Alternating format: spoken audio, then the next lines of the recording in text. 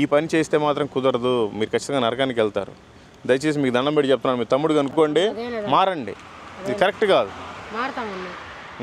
ఎప్పుడు మారుతావు? ఇప్పుడు మారుతావా? నీకోసం నేను ప్రార్థన చేస్తా, దేవుడు నీకు విడుదల దయచేస్తాడు. సంవత్సరం లోపల చచ్చిపోతే అసలు ఈ రోజున మీరు పని ముగించుకొని మీ రూమ్కి మీరు వెళ్ళేటప్పుడు యాక్సిడెంట్ అయి చచ్చిపోతే ఎవరు గ్యారంటీ? చనిపోతే ఏం చేస్తావు? ఆ రోజు నువ్వు నరకానికి వెళ్ళాలి చచ్చిపోయినప్పుడు. ఇప్పుడే బ్రతుకున్నప్పుడే మనం తెలుసుకోవాలి.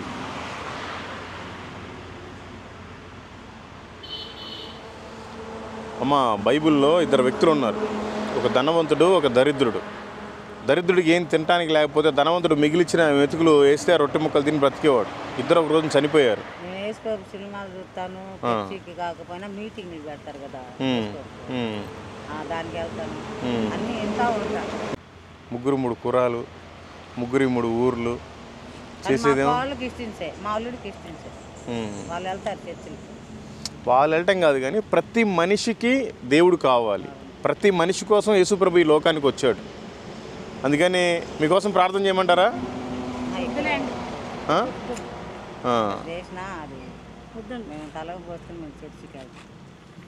నువ్వు ఇక్కడ పాపం చేసి ఎన్నిసార్లు తలస్నానం చేసి చర్చికి వెళ్ళినా ఉపయోగం ఏమీ లేదు. నువ్వు ఈ పాపంలో నుంచి బయటికి రావాలి ఫస్ట్.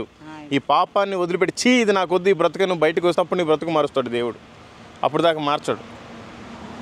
మీలో దురాత్మలు బట్టి ఉన్నాయి. ఎందుకు వరకు అనవసరంగా ఈ హాస్పిటల్ పాలవుతారు? అనేక మందికి రోగాలు వస్తున్నాయి. వాళ్ళందరికీ ఎందుకు అంటిస్తారు? వాళ్ళ జీవితాలు కూడా ఎందుకు పాడు చేస్తారు మీరు? తప్పు కదమ్మా. నీకు ఎందుకు అమ్మా ఈ వయసులో దగ్గర 60 సంవత్సరాలు? ఎందుకంటే నీకు చల్లబొద్దున ఏమన్నా కాయగూరలు అమ్ముకున్నా కూడా ఒక చోట బతకొచ్చు కదమ్మా. తప్పు కదా. ఏంటి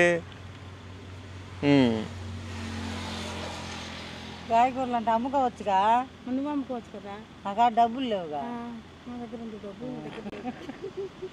అది నీకు తెలుసు, నాకు తెలుసు, దేవుడికి తెలుసు. సరేలే, మానేసేయండి అమ్మా, తొందరలో మానేసేయండి. ఇది కరెక్ట్ కాదు. దేవుడు మిమ్మల్ని మార్చునుగాక.